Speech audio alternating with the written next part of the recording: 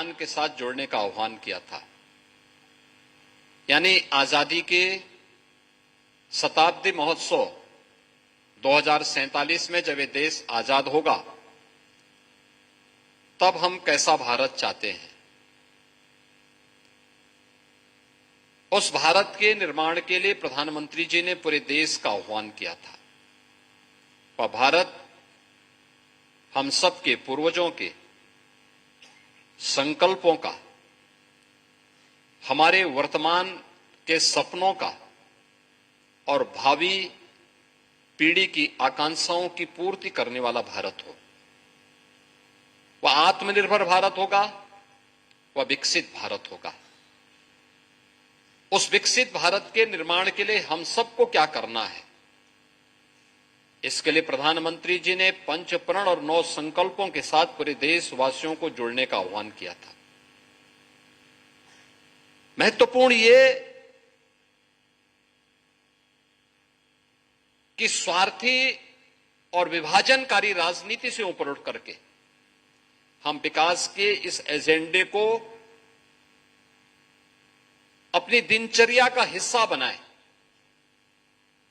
और इस पर चर्चा प्रचर्चा का केंद्र बिंदु नौजवान हो या बुजुर्ग, एक नौकरी पेशा वाला व्यक्ति हो या एक श्रमिक, एक अन्नदाता किसान हो या व्यापारी, समाज का प्रत्येक तबका, महिला हो या पुरुष, सभी के बीच में यह चर्चा पर चर्चा का विषय बनना चाहिए। और चर्चा पर चर्चा का विषय बनाने के उद्देश्य से ही इस अभियान को पूरे देश के अंदर बनाया गया। हम सबको इस बारे में ध्यान रखना होगा कि भारत विकसित बनेगा तब जब उत्तर प्रदेश विकसित होगा। उत्तर प्रदेश विकसित होगा तब जब गोरखपुर विकसित होगा, एक एक गांव विकसित होगा, एक एक कस्बा विकसित होगा। और विकसित होने की उस परिकल्पना के साथ अपने आप को मानसिक रूप से जोड़ना, उसके अनुरूप स्वयं को बनाना। शिवो भूत्वा स्वयं शिवम यजेत। आपको याद होगी सुविख्यात वैज्ञानिक जगदीश चंद्र बसु की उस वैज्ञानिक खोज के बारे में, जिसके बारे में उन्होंने यह बताया था कि केवल संवेदना केवल मनुष्य में और जीवों में ही नहीं होती, बल्कि अन्य जंतुओं में, वनस्पतियों में भी होती है। उन्होंने एक प्रयोग किया था और दुनिया का ध्यान आकर्षित किया था। उन्होंने कहा था उस समय, क्योंकि पहले लोगों की यह मान्यता थी कि प्राण और संवेदना केवल मनुष्य के अंदर ही है, प्राणियों के अंदर ही है। पेड़ पौधे तो उसी प्रकार से निर्जीव हैं जैसे पत्थर है, पहाड़ है। और इस भाव के साथ दुनिया के वैज्ञानिक, उनकी अपनी अवधारणा हुआ करती थी। उन्होंने कहा नहीं, ऐसा नहीं है। यद्यपि भारत की ऋषि परंपरा हमेशा जीव की जो 4 प्रकार की श्रेणी बताता रहा है, उसमें स्थावर को भी वह उस श्रेणी में लेता था। यानी पेड़ पौधों को भी, वनस्पतियों को भी उस श्रेणी में वह लेता रहा है। उसको भी पहले से यह मान्यता रही है कि नहीं, उसमें भी प्राण है, उसमें भी संवेदना है, वह हमारे व्यवहार को समझता है। और उन्होंने वह प्रयोग दुनिया के लोगों को दिखाया करके किस रूप में? उन्होंने 2 पेड़ लगाए, एक समान परिस्थितियां दी, एक समान जलवायु में, एक समान प्रकार की उन्हें उपजाऊ भूमि दी, खाद पानी दिया, एक समान प्रकार की परिस्थितियां उन सबके सामने प्रस्तुत किया। और दोनों को अपने आप प्रतिदिन जाते थे। दोनों पौधों पर वह बराबर समान रूप से पानी डालते थे, खाद पानी देते थे, सबको समान रूप से उन्हें सभी प्रकार की खुराक वगैरह जो भी लगती थी वो सब देते थे। लेकिन दोनों के प्रति उनका व्यवहार में भारी अंतर रहता था। एक पेड़ जिसके बारे में वो जाते थे उसको पुचकारते थे तो बड़ा हो जाएगा, फलेगा, फूलेगा, खूब आगे बढ़ेगा, तेरी वंश में वृद्धि होगी, तेरा नाम होगा। और दूसरे के पास जाते थे उसको दुत्कारते थे तो सूख जाएगा, तो नष्ट हो जाएगा, तो ठूंठ हो जाएगा, तेरा नाम मिट जाएगा। एक समान परिस्थिति में पले बढ़े, एक समान प्रकार की सुविधाएं प्रदान होने के बावजूद व्यवहार का क्या अंतर होता है। जिसको पुचकारते थे, आगे बढ़ने, फलने फूलने का आशीर्वाद देते थे, वह सचमुच एक दिन बड़ा हो गया, खूब फल फूलने लग गया। और जिसको दुत्कारते थे वह एक दिन बड़ा तो हुआ लेकिन बाद में ठूंठ हो गया, सूख गया, नष्ट हो गया। आप सोचिए, जब स्थावर और जंगम वनस्पति के साथ, पेड़ पौधे के साथ यह व्यवहार हो सकता है तो मनुष्य तो ईश्वर की सर्वश्रेष्ठ कृति है। किसी मनुष्य के साथ हम इस प्रकार का व्यवहार कर दें, भारत की गुलामी का एक कारण यह भी रहा है। हमने अपने ही बंधु बांधवों के साथ जो भेदभाव किया, जातीय वैमनस्यता के आधार पर सामाजिक एकता को छिन्न भिन्न किया, उसका दुष्परिणाम सैकड़ों वर्षों तक इस देश को भुगतना पड़ा, हम सबको भुगतना पड़ा। लेकिन भेदभाव समाज ने किया, हमारा समाज विभाजित हुआ, लेकिन गुलामी की मानसिकता पूरे देश को झेलनी पड़ी। पूरा देश उसकी चपेट में आया। और गुलामी की मानसिकता क्या होती है? अपनापन भूल जाती है, अपना वैभव भूल जाती है, अपना गौरव भूल जाती है, अपनी विरासत को विस्मृत कर देती है।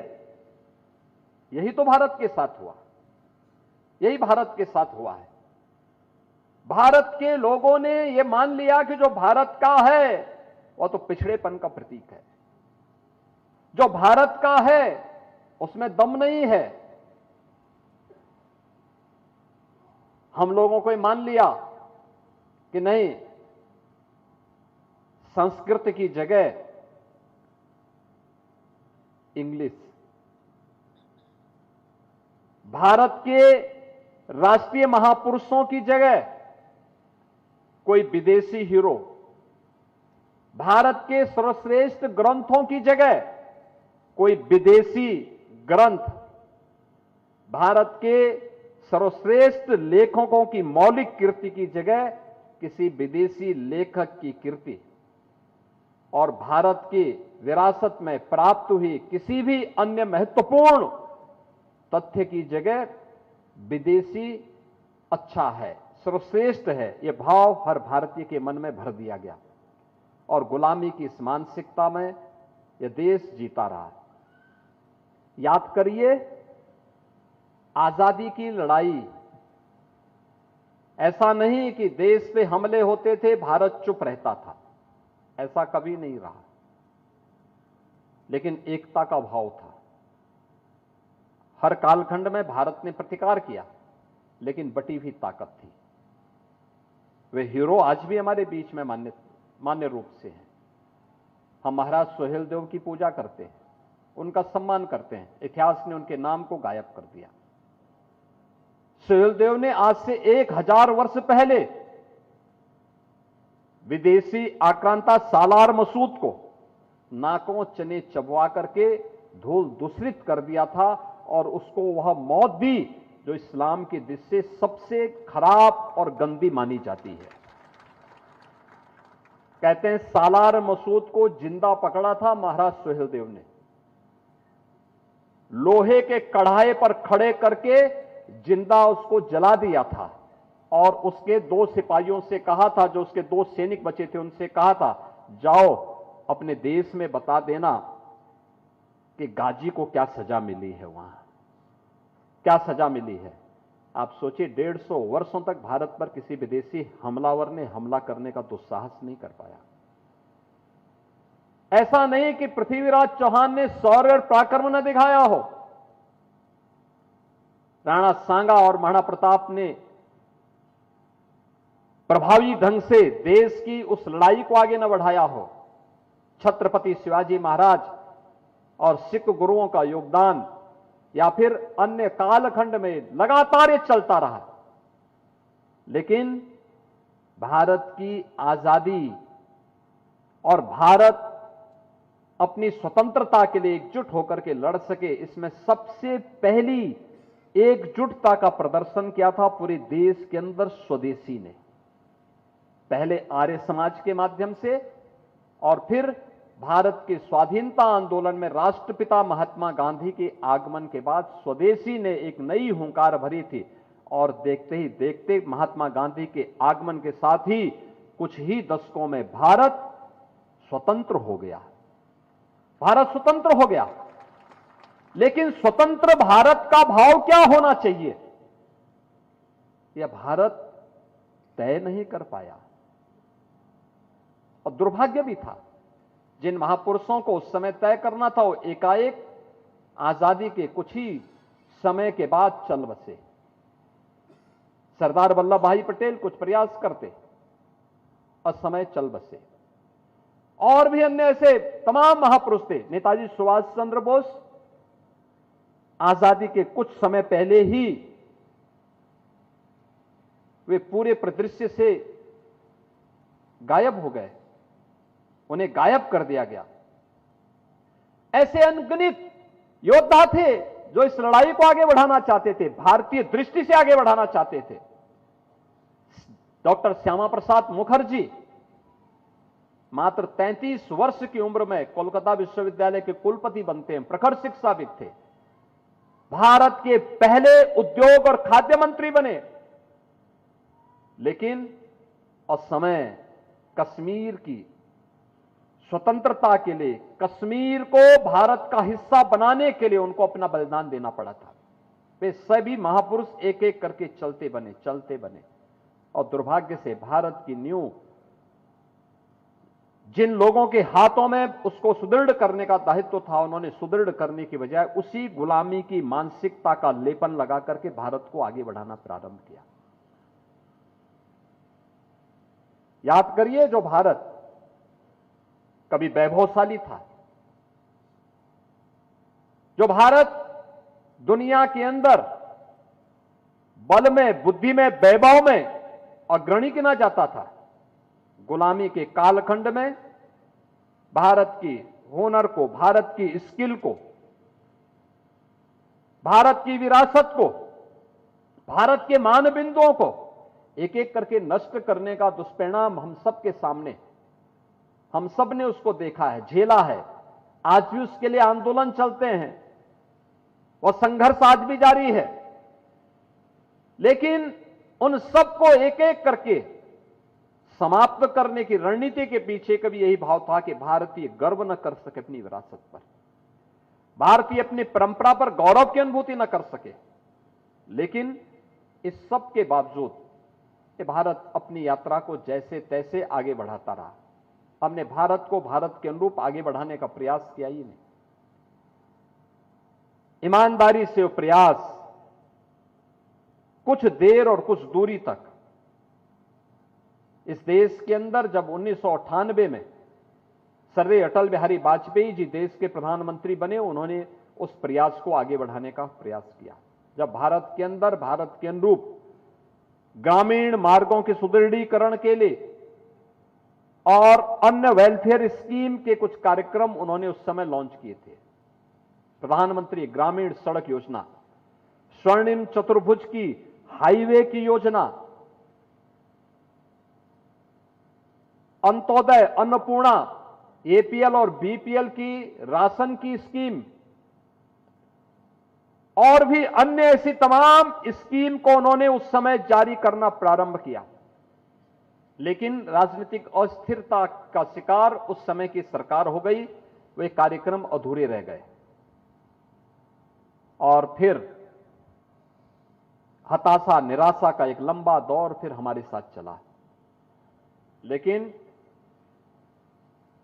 2014 की तिथि भारत की परिवर्तन की, नए भारत की दिशा से हम सब के लिए एक निर्णायक साबित हुई, जब देश के अंदर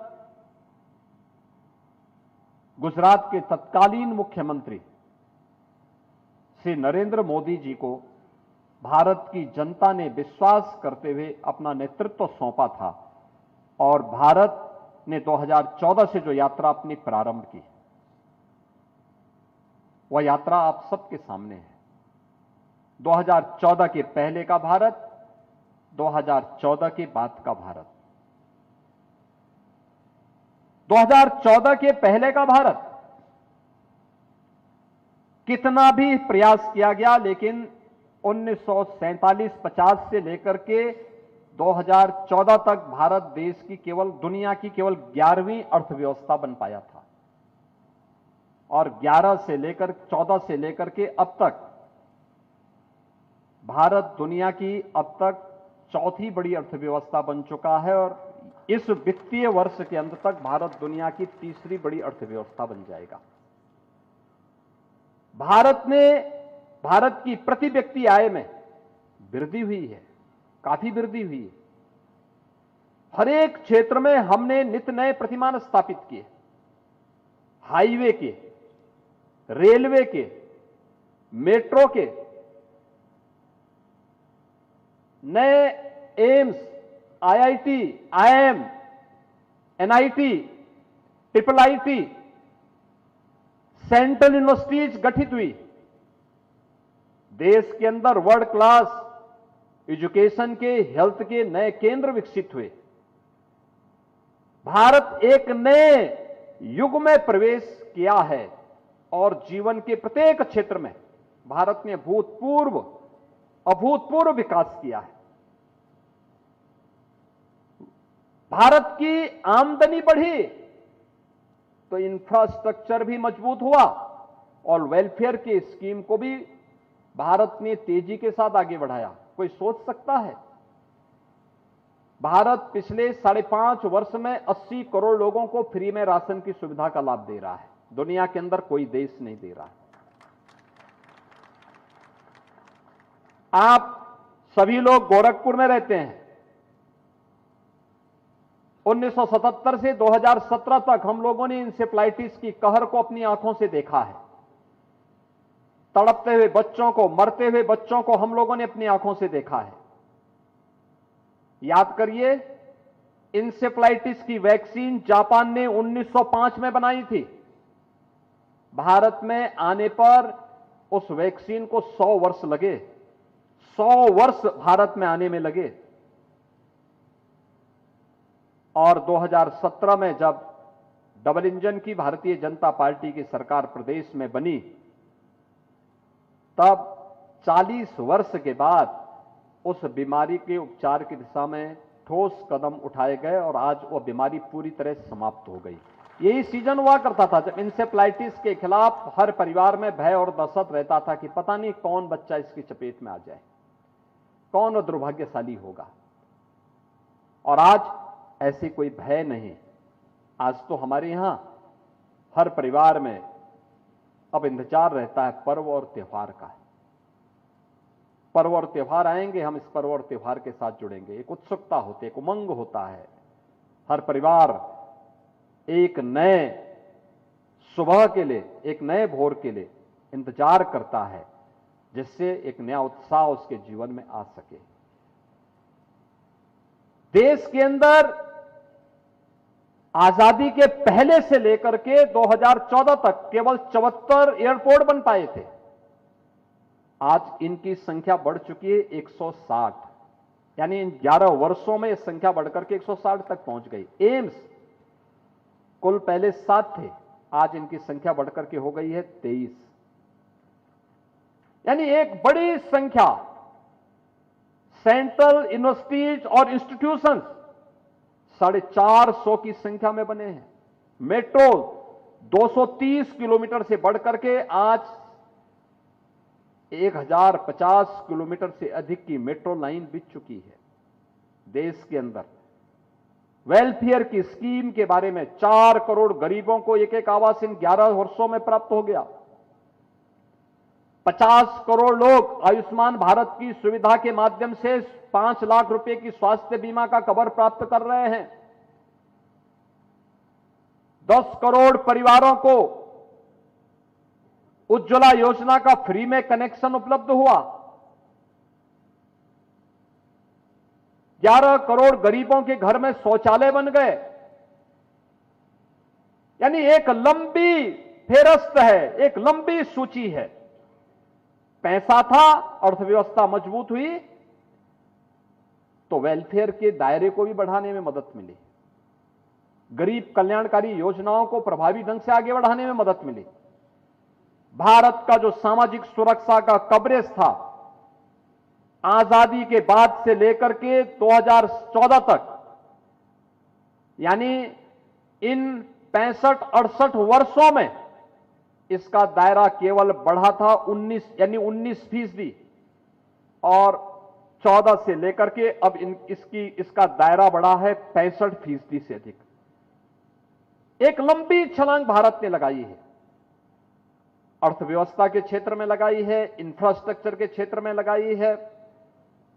दुनिया की सबसे तेज उभरती हुई अर्थव्यवस्था के रूप में अपने आप को स्थापित किया है और भारत ने तेजी के साथ दुनिया के अंदर सबसे अच्छे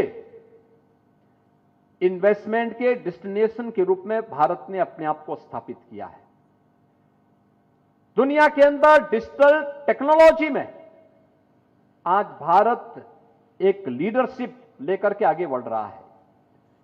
भारत ने इमर्जिंग टेक्नोलॉजी को तेजी के साथ अपने अपनाया है। दुनिया के अंदर सबसे ज्यादा स्मार्टफोन का इस्तेमाल करने वाला कोई देश है, भारत है। यानी हर एक क्षेत्र में भारत की यात्रा एक शानदार यात्रा बनकर के आगे काम कर रही है। कोई सोचता था युवाओं के बारे में, अनेक स्कीम आई, अनेक कार्यक्रम उनके लिए प्रधानमंत्री जी के द्वारा लागू किए गए।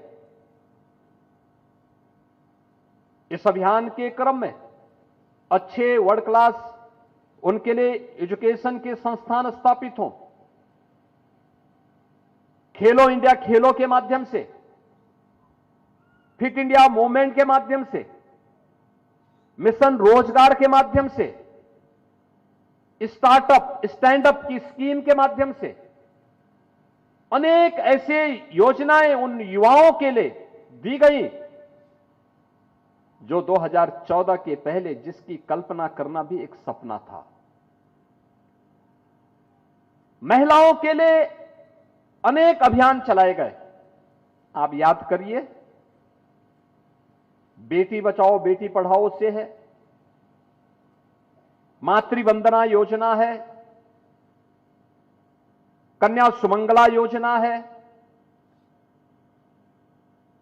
या फिर नमो ड्रोन दीदी के कार्यक्रम। 3 करोड़ ऐसी ड्रोन दीदियां देश के क्रांतिकारी कदम को आगे बढ़ाना, ये सामान्य बात नहीं थी, असामान्य बात थी। याद करना, जो देश लकीर का फकीर बना रहेगा, अपने दायरे में कैद रहेगा, वह विकास नहीं कर सकता, आगे नहीं बढ़ सकता। उसको रिफॉर्म करने होंगे, हर एक फील्ड में रिफॉर्म करने होंगे।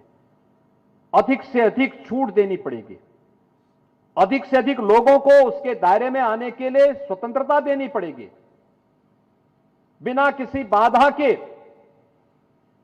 चाहे वह ईज ऑफ डूइंग बिजनेस हो, चाहे वह फेयरलेस बिजनेस हो, चाहे वह ईज ऑफ लिविंग हो, इन सभी के लिए प्रभावी कदम उठाने पड़ेंगे। और जीएसटी लागू होते समय लोगों के मन में आशंका थी कि समस्याएं आएंगी, इकोनॉमी डूब जाएगी, लेकिन इकोनॉमी डूबी नहीं। भारत का जो अप्रत्यक्ष कर था, जो केवल पहले 5,44,000 करोड़ का था, एक वर्ष में वह जीएसटी के कारण बढ़कर के हो गया 22,70,000 करोड़ का। आप सोचो, एक वर्ष में इतना कलेक्शन होने लग गया। लेकिन इसमें 4 स्लैब दिए गए थे, 5% का, 12% का, 18% का और 28% का। एक 5वां भी है, लेकिन वह 5वां लग्जीरियस आइटम के लिए और सिन आइटम के लिए, यानी जैसे नशीले पदार्थों के लिए और लग्जीरियस आइटम। लग्जीरियस आइटम का मतलब जिसको रवि किशन जैसे लोग कुछ उसका उपयोग करते हैं, उनके लिए 40% उसमें है। लेकिन शेष अन्य लोगों को इन 5 दायरे में 5, 12, 18 और 28। अब नए रिफॉर्म में, नए जो रिफॉर्म हुए हैं, नया जो सुधार, टैक्स का सुधार हुआ है, इसमें 2 स्लैब समाप्त कर दिए गए। 2 स्लैब समाप्त करने का मतलब अब केवल 5 और 18% का स्लैब रह जाएगा, 12 और 28 समाप्त।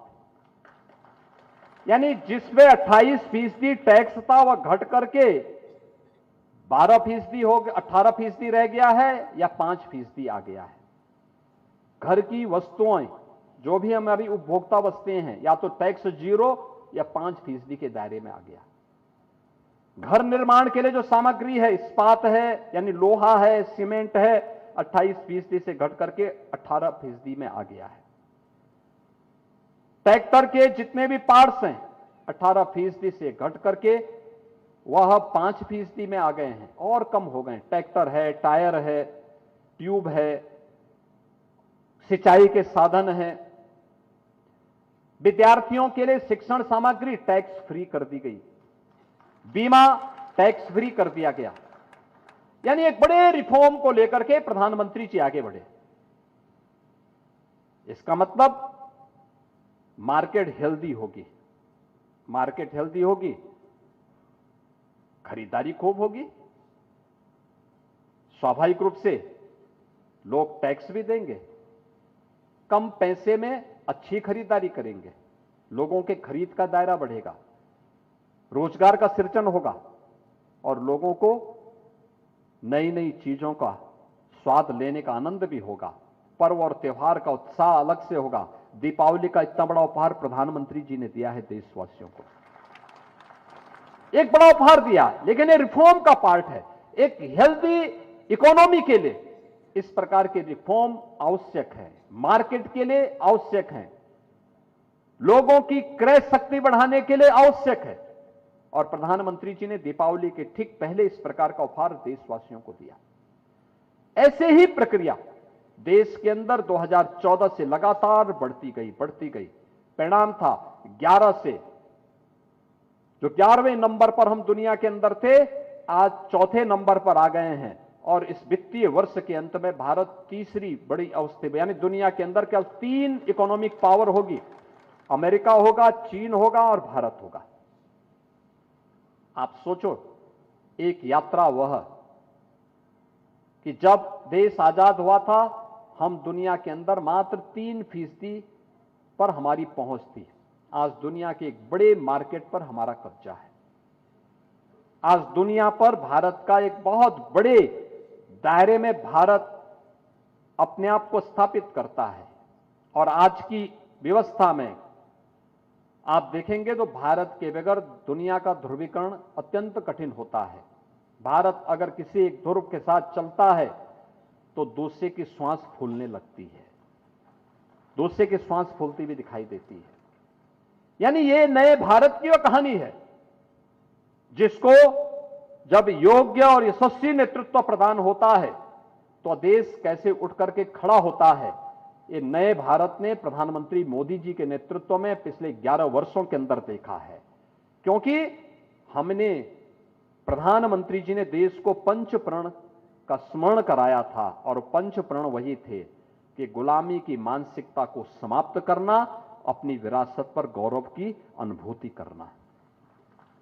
सामाजिक एकता पर बल है तो अपने पूर्वजों के प्रति, अपने सैनिकों के प्रति कृतज्ञता का भाव भी है।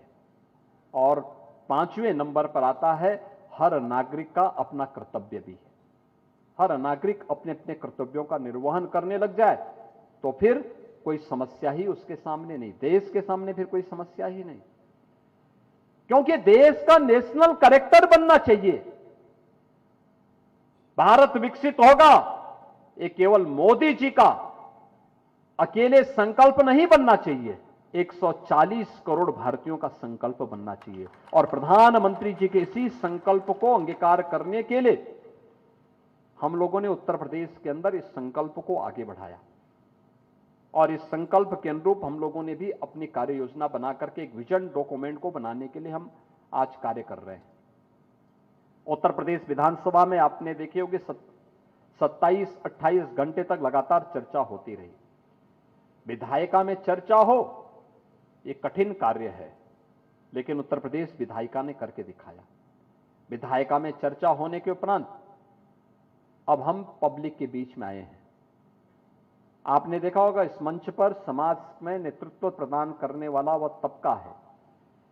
कोई विश्वविद्यालय के कुलपति हैं, कोई पूर्व कुलपति हैं, कोई विश्वविद्यालय में प्रोफेसर हैं, कोई रिटायर्ड प्रिंसिपल हैं, कोई चैंबर ऑफ इंडस्ट्रीज से जुड़े हुए हैं, कोई चिकित्सक है, कोई यानी अलग अलग फील्ड में जिन्होंने अपनी प्रतिभा के दम पर, बल पर, कोई अधिवक्ता है, यानी जीवन के अलग अलग क्षेत्र में जिन्होंने अपनी प्रतिभा का लोहा भी मनाया है और समाज को नेतृत्व प्रदान करने की सामर्थ्य भी वे लोग रखते हैं, वह भी यहां पर बैठा है। और हम लोगों ने भी यही किया। समाज का अगर बुद्धिजीवी तबका अगर समाज को नेतृत्व देने के लिए उठ खड़ा होता है तो दुनिया की कोई ताकत उस समाज को और उस देश को आगे बढ़ने से रोक नहीं सकती है।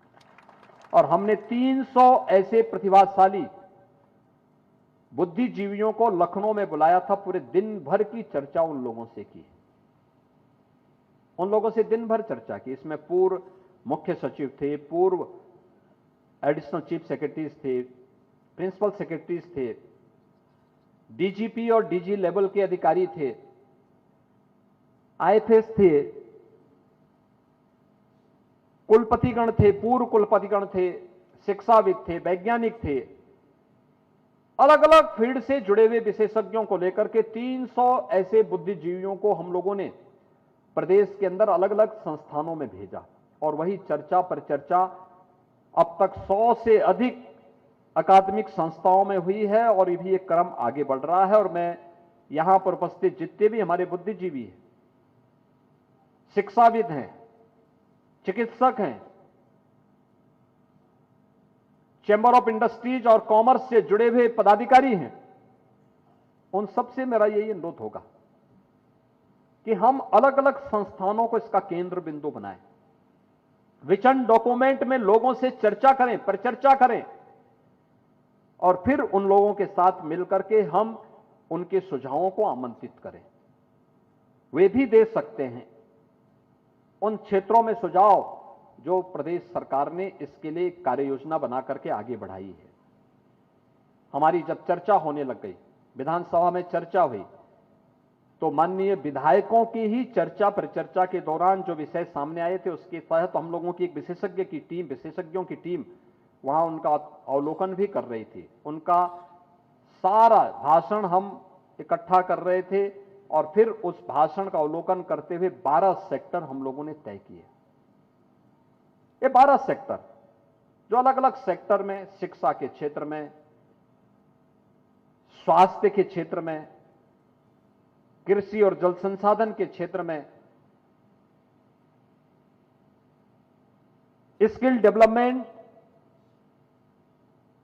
और एम्प्लॉयमेंट के क्षेत्र में, इंफ्रास्ट्रक्चर के क्षेत्र में, सर्विस सेक्टर में, इमर्जिंग टेक्नोलॉजी के सेक्टर में, अलग अलग सेक्टर में क्या कुछ होना है। इसमें पर्यावरण को भी महत्व दिया गया है, अर्बनाइजेशन को भी इसके साथ जोड़ा गया है। ये सभी अलग अलग 12 सेक्टर लिए गए हैं। इन 12 सेक्टर में हम लोगों ने अलग अलग प्रकार की व्यवस्थाएं की और फिर उसको लेकर के हम लोग आज समाज के क्षेत्र में, समाज के बीच में आ रहे हैं उनसे कहने के लिए कि भाई आपके सुझाव आमंत्रित किए जा रहे हैं, आप भी अपने सुझाव दीजिए। नए भारत के, नए उत्तर प्रदेश में आत्मनिर्भर भारत तो आत्मनिर्भर उत्तर प्रदेश, आत्मनिर्भर उत्तर प्रदेश तो आत्मनिर्भर भारत, विकसित उत्तर प्रदेश तो विकसित भारत, यानी एक दूसरे से जुड़े हुए हैं और उसके अनुरूप हमें अपने आप को तैयार करना है। कैसे लाभ होता है, थोड़ा सा सोए हुए समाज को थोड़ा सा जगा दिया जाए, कैसे उठ खड़ा होता है।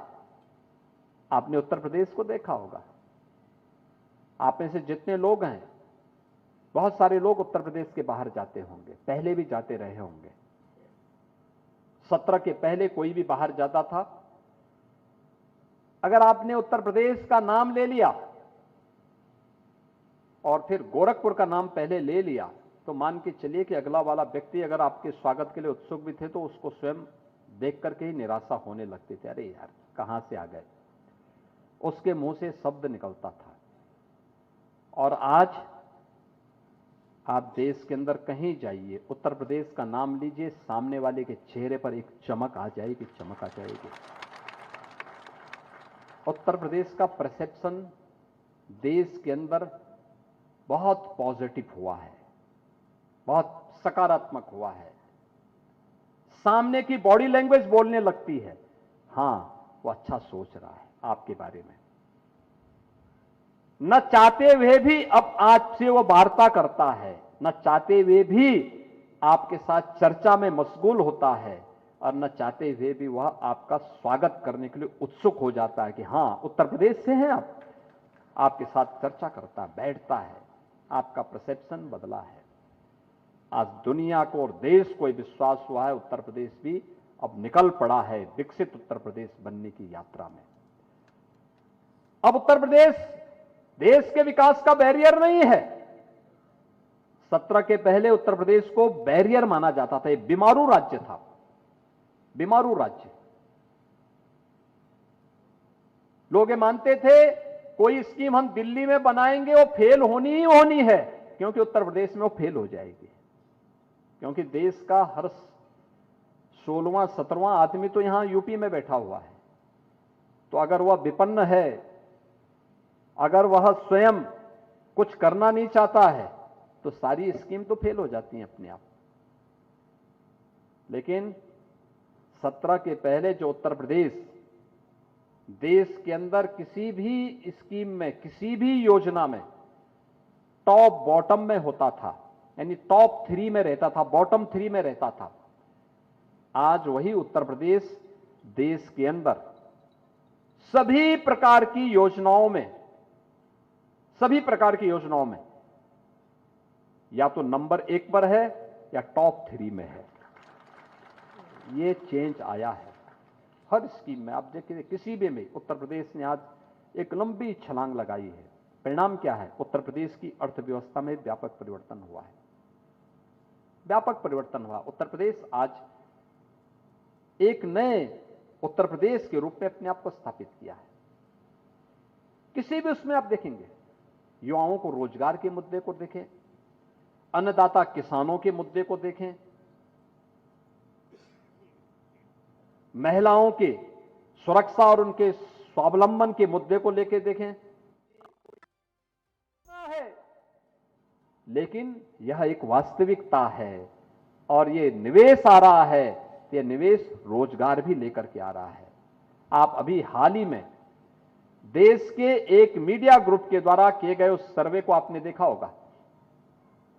देश के अंदर आबादी उत्तर प्रदेश की सर्वाधिक है ना, सबसे बड़ी आबादी उत्तर प्रदेश के अंदर है। दूसरा कोई राज्य है तो उत्तर प्रदेश की आधी आबादी के बराबर है। पहले जब देश के अंदर पलायन की बात होती थी और श्रमिकों के जाने की बात होती थी, उत्तर प्रदेश से सर्वाधिक लोग पलायन करके दूसरे राज्यों में जाते थे, दूसरे राज्यों में जाते थे और उत्तर प्रदेश के श्रमिक वहां पर विकास में योगदान तो देते थे, लेकिन उनके साथ क्या कुछ होता था, कोरोना कालखंड से अच्छा उसका दृश्य देखने का और कोई मौका दूसरा नहीं मिलता। क्या दुर्गति हो रही थी, क्या स्थिति हो रही थी। तब लॉकडाउन तोड़ करके हमें वाहन लगाने पड़े थे उनको उनके घरों तक पहुंचाने के लिए। और अभी हाल ही में जो सर्वे हुआ है उस सर्वे में चीजें सामने आई हैं। अब उत्तर प्रदेश का नागरिक अपने ही जनपद में और अपने ही प्रदेश में काम प्राप्त कर रहा है। उत्तर प्रदेश के केवल 10% लोग बाहर हैं, बाकी सभी 90% लोगों को उत्तर प्रदेश के अंदर काम मिलना प्रारंभ हुआ है। यानी 2 करोड़ लोगों को एमएसएमई सेक्टर में जो काम मिला है, 60 लाख लोगों को प्रदेश के अंदर औद्योगिकीकरण होने के कारण जो रोजगार प्राप्त हुआ है वह भी उत्तर प्रदेश के अंदर हुआ है। सरकारी सेक्टर में 8.5 लाख से अधिक लोगों, नौजवानों को नौकरी की गारंटी मिल पाना और नौकरी उनका लग जाना बिना किसी सिफारिश के लग जाना, यह एक किसी चमत्कार से कम नहीं। हमने उसके दायरे को बढ़ाया। मुझे याद है 17 में जब हमारी सरकार आई, हमें पुलिस की भर्ती करनी थी। मैंने डीजी भर्ती बोर्ड को बुलाया। मैंने कहा भी क्या स्थिति है। उन्होंने कहा साहब 50,000 जगह खाली पड़े हुए हैं, लेकिन हम एक बार में केवल 3,000 भर्ती कर पाएंगे। तो मैंने कहा 50,000 भर्ती करने में तो हमें फिर कई वर्ष लग जाएंगे भाई, और तब तक उत्तर प्रदेश की कानून व्यवस्था का क्या होगा। उन्होंने कहा क्या। मैंने कहा भी मिलिट्री, पैरामिलिट्री, अन्य राज्यों के ट्रेनिंग केंद्रों को हायर करो। उन्होंने कहा हो सकता न दें। मैंने कहा हम बात करेंगे। फिर उसने कहा साहब इसमें कोर्ट का स्टे भी है। मैंने कहा कौन से कोर्ट का। उसने कहा सुप्रीम कोर्ट का। तो मैंने कहा सुप्रीम कोर्ट की अपेक्षा क्या है। उन्होंने कहा कुछ, उन्होंने इसमें रिफॉर्म के लिए कहा है। मैंने कहा रिफॉर्म करो। हमने जैसे सुप्रीम कोर्ट की मंशा के अनुरूप भर्ती की प्रक्रिया में सुधार किया, परमिशन मिली, और मात्र हम उस समय 18,000 से लेकर 20,000 की भर्ती करते करते धीरे धीरे करके उस भर्ती की प्रक्रिया को आगे बढ़ा पाए थे। 3,000 केवल क्षमता थी उत्तर प्रदेश के पास अपनी ट्रेनिंग के, और इस बार हमने 60,200 भर्ती एक साथ संपन्न की है। और सभी को हम उत्तर प्रदेश के ही ट्रेनिंग केंद्रों में ट्रेनिंग दे रहे हैं। सभी को, सभी 60,200। आज आप जाइए, कुछ बड़े शहरों को छोड़ दिया जाए, अन्यथा किसी भी सिटी में आप जाएंगे जो सबसे हाई राइज बिल्डिंग होगी वह किसी न किसी पुलिस इंफ्रास्ट्रक्चर की होगी, पुलिस की सुविधाओं का होगा, पुलिस की अवस्थापना सुविधाओं की बिल्डिंग होगी। यह परिवर्तन होता है। हम लोग जब आए थे प्रदेश में, यहां पर पिक एंड चूज होता था। प्राइवेट यूनिवर्सिटी के लिए कोई अगर किसी पार्टी विशेष का है तो उसके लिए दूसरा कानून, और कोई विरोधी है तो उसके लिए दूसरा कानून। हमने कहा नहीं भाई, ये नहीं हो सकता, यूनिफॉर्म कानून होना चाहिए, एक कानून होना चाहिए। आज 51 प्राइवेट यूनिवर्सिटी उत्तर प्रदेश के अंदर खुल चुकी हैं। हर कमिश्नरी में एक विश्वविद्यालय खुल चुका है। ये सभी काम कर रहे हैं। ये पहले भी हो सकता था। हम लोग आए थे तब 6 ऐसे कमिश्नरी थी जहां कोई विश्वविद्यालय नहीं था। हमने विश्वविद्यालय वहां भी बनाए, सरकारी बनवाए हैं। यानी हर कमिश्नरी में एक सरकारी विश्वविद्यालय जरूर होगा, हमने दिया है। हर जनपद एक मेडिकल कॉलेज बनने की ओर अग्रसर हुआ है, यह हम लोगों ने कर दिया है। आज हम सफल हुए हैं। यानी इस दिशा में भारी कदम को आगे बढ़ाते हुए आज परिवर्तन देखने को मिल रहा है। शिक्षा के क्षेत्र में, स्वास्थ्य के क्षेत्र में, कृषि और जल संसाधन के क्षेत्र में कोई अनुमान करेगा? कोई अनुमान करता था उत्तर प्रदेश में कृषि का दायरा बढ़ेगा? किसान आत्महत्या करता था। आज उत्तर प्रदेश का किसान आत्महत्या नहीं करता। अगर राजनीति से प्रेरित नहीं है, किसान खुशहाल है और मेहनत कर रहा है। उसको उसकी उपज का दाम मिल रहा है। सरकार प्रोक्योरमेंट सेंटर लगाती है। हर किसान की आमदनी बढ़ी है। कारण है इन 8 साढ़े 8 वर्षों में 23 लाख हेक्टेयर भूमि को अतिरिक्त सिंचाई की सुविधा एक तरफ सरकार ने दी और 16 लाख निजी नलकूप को भी हमने फ्री में बिजली के कनेक्शन के साथ जोड़ने का काम किया है। ट्यूबवेल को सोलर पैनल के साथ जोड़ा भी है।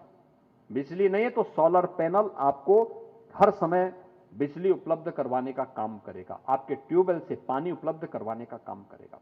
यानी सरकार ने भी कदम उठाने में कोई संकोच नहीं किया। इमर्जिंग सेक्टर को भी हम लोगों ने टच किया, टेक्नोलॉजी के उस सेक्टर को। आज आप देख रहे होंगे उत्तर प्रदेश के अंदर डिफेंस मैन्युफैक्चरिंग कॉरिडोर का काम बहुत सफलतापूर्वक आगे बढ़ रहा है। अभी ऑपरेशन सिंदूर के अंदर आपने देखा होगा, ऑपरेशन सिंदूर, ब्रह्मोस मिसाइल लखनऊ में ही बनी है, लखनऊ में बन रही है और दुश्मन के पर ऐसा प्रहार करती है कि पता ही नहीं लगता है कि दुश्मन कहां चला गया। ड्रोन जो बने हैं उत्तर प्रदेश के अंदर बने हैं। स्पेस टेक्नोलॉजी का क्या स्थान हो सकता है, आज इस पे काम हो रहा है। आपने देखा होगा अभी पिछले दिनों मदन मोहन मालवीय प्रौद्योगिकी विश्वविद्यालय के दीक्षांत समारोह में यहां पर इसरो के चेयरमैन भी आए थे। उत्तर प्रदेश सरकार भी उनके साथ मिलकर काम कर रही है। क्या उत्तर प्रदेश अपना सैटेलाइट लॉन्च कर सकता है आकाशीय बिजली से होने वाली मौतों को रोकने के लिए? अर्ली वेदर की सूचना हम अन्य किसानों को दे सकें, नागरिकों को दे सकें। आकाशीय बिजली कहां गिरने वाली है इसकी 3-4 घंटे पहले हम वार्निंग जारी कर सकें। इस सब पर कार्य करने के लिए और भी बहुत सारे उसका उपयोग है। हो सकता है कि सुरक्षा कारणों से उसके लिए परमिशन न मिले।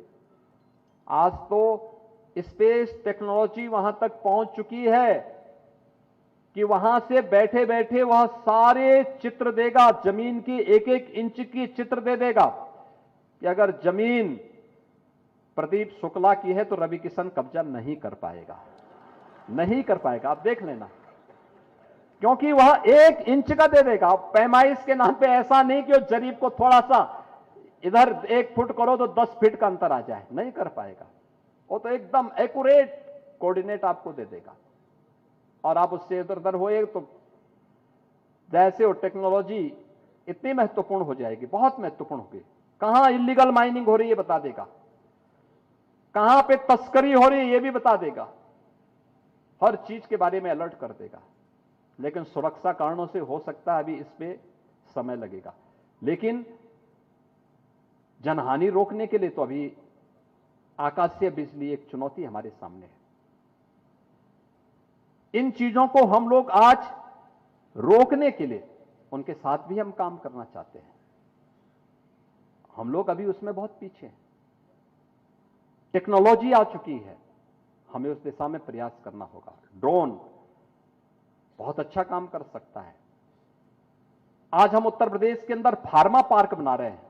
फार्मेसी के जितने छात्र हैं, दवा हमारे यहां बाहर से क्यों आएगी? सबसे बड़ा बाजार अगर उत्तर प्रदेश है तो दवा भी उत्तर प्रदेश में ही बनेगी, बाहर से नहीं लाएंगे। उत्तर प्रदेश देश और दुनिया को यहां से सप्लाई करेगा। क्वालिटी पे हमें ध्यान देना होगा, इस पे हम काम कर रहे हैं। ये जितने भी मेडिकल इक्विपमेंट है, उपकरण है, इसका भी एक केंद्र हम उत्तर प्रदेश के अंदर विकसित कर रहे हैं, मेडिकल डिवाइस पार्क के रूप में। इतनी सस्ती हो जाएगी। याद करिए जब मोबाइल फोन पहले पहले आया था, एक कॉल इनकमिंग और आउटगोइंग की कीमत थी 16 रुपए, यानी आएगी तो भी 16 रुपए, जाएगी तो भी 16 रुपए, यानी 32 रुपए। बहुत सारे लोग फोन उठाते नहीं होंगे, आप करते होंगे, मेरा इशारा समझ गए होंगे। लेकिन ये तब है जब फ्री में है, इनकमिंग भी आउटगोइंग भी। लेकिन अगर उस समय होता तो क्या हाल होता? आज फ्री में है। और ऐसे ही टेली कंसल्टेशन से केवल उपचार ही नहीं हो सकता है, वर्चुअल क्लासेस भी चल सकती हैं। दुनिया के अंदर बैठा हुआ कोई योग्य शिक्षक किसी अच्छी जानकारी के बारे में पूरे देश और पूरी दुनिया को एक साथ जोड़ सकता है। आज तो एआई टूल के माध्यम से यह भी सुविधा हो चुकी है, आप अंग्रेजी नहीं जानते, आपको आपकी भाषा में वो बता देगा। आप बैठे रहिए, आपको सारी चीजें आपकी भाषा में जानकारी मिलेगी। कोई आवश्यक नहीं कि आप दूसरी भाषा में, अगर वो फ्रेंच में बोल रहा है तो भी आपको हिंदी में सुनाई देगा, वो जर्मन में बोल रहा है तो भी आपको हिंदी में, वो स्पेनिश में बोल रहा है आपको तब भी हिंदी में सुनाई देगा, वो इंग्लिश में बोल रहा है तो भी आपको हिंदी में सुनाई देगा। अब समस्या नहीं उसकी तरफ जाने की, उस दिशा में आगे बढ़ने की, उसके लिए अपने आप को तैयार करने की। हर एक सेक्टर में, कृषि के क्षेत्र में मैं इस बात को मानता हूं कि जितना उत्पादन हमारा अन्नदाता किसान वर्तमान में कर रहा है, इससे 3 गुना अधिक उत्पादन करने की सामर्थ्य अभी हमारी ये धरती माता रखती है।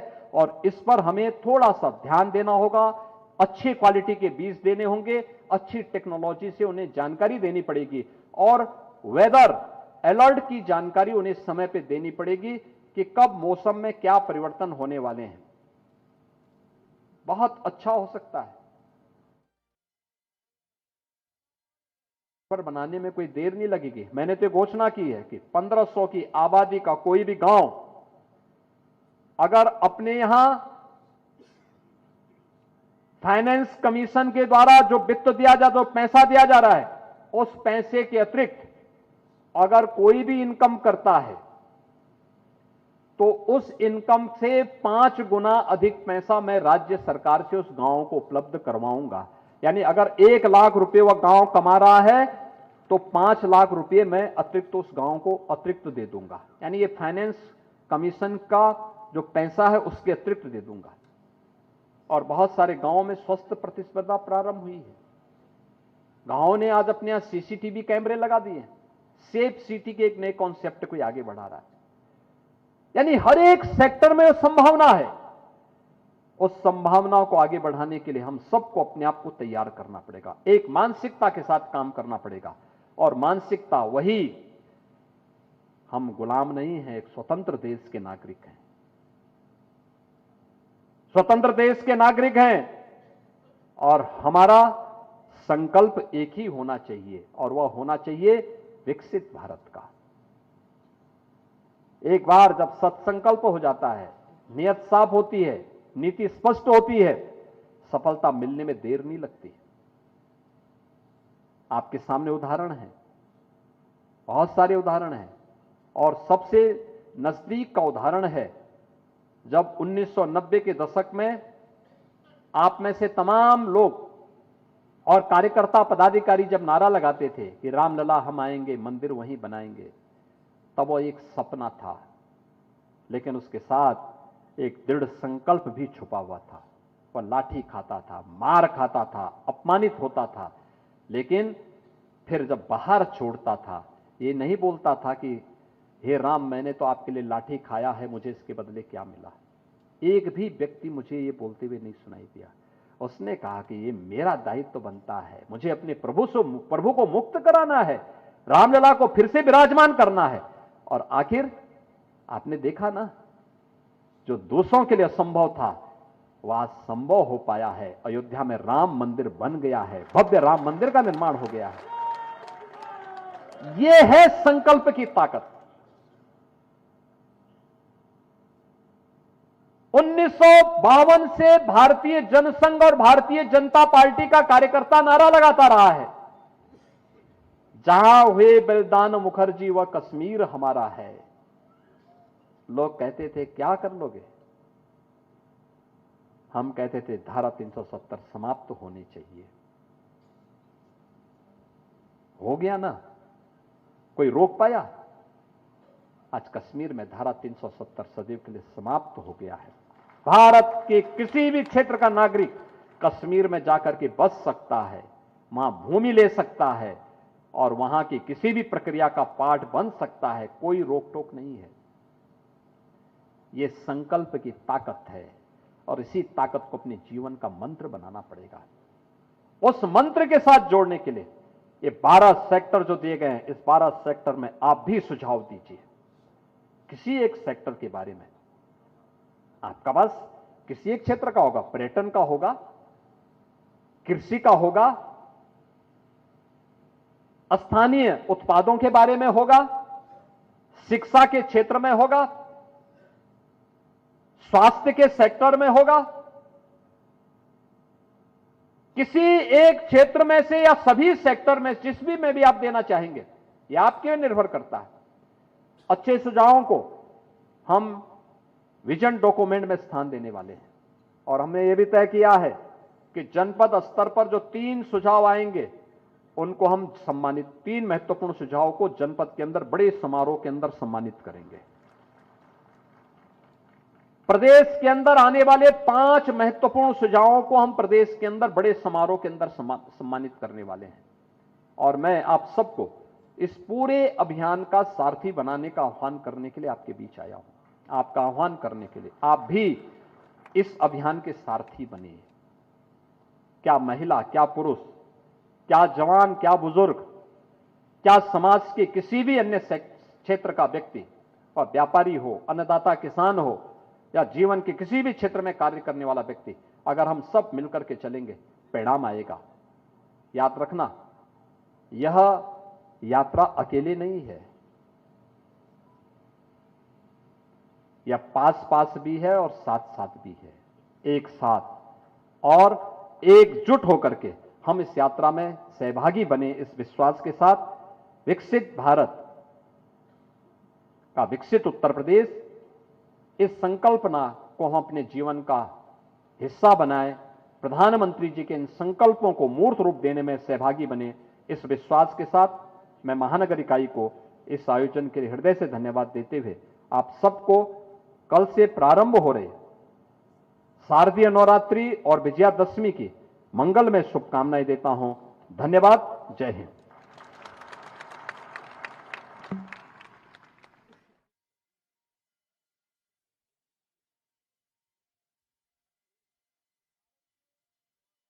के लोकप्रिय सांसद आदरणीय रवि किशन शुक्ल जी भी उपस्थित हैं। उनका मैं आज के इस प्रबुद्ध संवाद कार्यक्रम में हार्दिक स्वागत, अभिनंदन करता हूं।